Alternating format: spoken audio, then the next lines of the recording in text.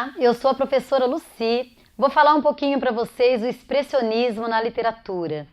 O expressionismo surge a princípio na pintura e nós vamos notar então que os quadros expressionistas, principalmente os quadros de Van Gogh, né, que são os quadros mais representativos do expressionismo da Alemanha, esses quadros eles são quadros extraídos de uma observação que o artista faz da realidade e ele acaba, por meio do seu interior, né, tentando então expressar aquilo que ele sente. O expressionismo é essa arte que parte de fora para dentro do artista. Ele observa e depois ele tenta então descrever, no caso da pintura, dos quadros, né, pintar aquilo que ele absorve daquela realidade. É claro que uma arte que acontece principalmente em época de guerra é uma arte que não tem como ser harmoniosa, não tem como ser linear, simétrica. E o expressionismo é essa arte do borrão, essa arte em que tudo parece borrado, as cores são muito fortes, as cores são escuras, são agressivas, o contorno também é todo muito borrado. Aqui no Brasil, a Anita Malfatti foi uma das pintoras, né, que melhor compreendeu a técnica expressionista quando estudou no exterior. Quando ela voltou no ano de 1917, já trazendo essa técnica na sua pintura, ela foi muito criticada. É sempre bom lembrar que a Anita Malfatti foi muito criticada pela pintura expressionista que fez, e quem a criticou demais foi o escritor pré-moderno Monteiro Lobato, né? Principalmente porque para ele, acostumado aos quadros mais lineares, com cores mais harmoniosas, se deparar com aquela arte que parecia mais como diz ele, né, um quadro feito em hospício, pintado por loucos, aquilo, é claro, surpreendeu bastante. Mas o expressionismo não fica só na pintura.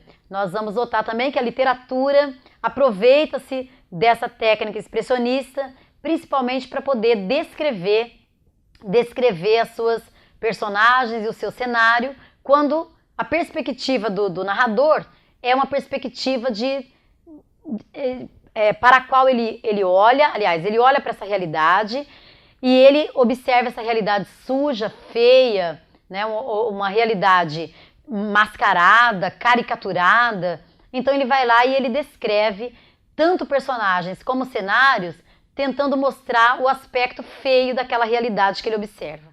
Então, é claro, em livros, né, expressionistas do final do século XIX, porque o expressionismo é uma vanguarda que vem desde o final do século XIX, então em livros que aproveitam o expressionismo, como no Cortiço, por exemplo, nós vamos notar as personagens sendo descritas como se fossem caricaturas. Essas personagens são comparadas a bichos, são personagens que têm aspectos físicos muito realçados, né? E o narrador vai lá e tenta mostrar o que há de mais feio da realidade. As papadas dos olhos, as orelhas enormes, os defeitos físicos que ficam mais evidentes. Isso seria, então, a técnica de deformar a realidade enquanto a descreve. Essa é a técnica expressionista na literatura. No Cortiço tem isso, no Ateneu do Raul Pompeia também tem o expressionismo. Tem um pouco de expressionismo em personagens da Cidade e as Serras, né? Quando descreve o Conde de Treve, aquele homem esgroviado, né? Com a cabeça rotunda como um melão. Então, a maneira como vai descrevendo as personagens, elas vão se tornando verdadeiras caricaturas.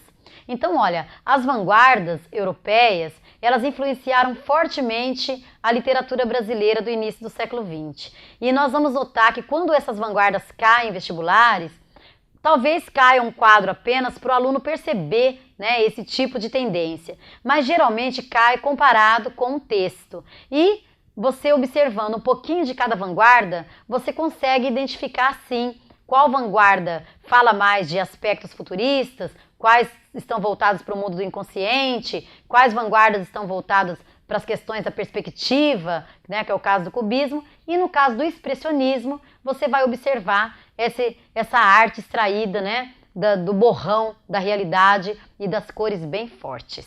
Então, um pouquinho só para você aí que está precisando, né, de saber a respeito do expressionismo, que vai prestar vestibular e precisa de umas dicas. Então, até mais e muito obrigada!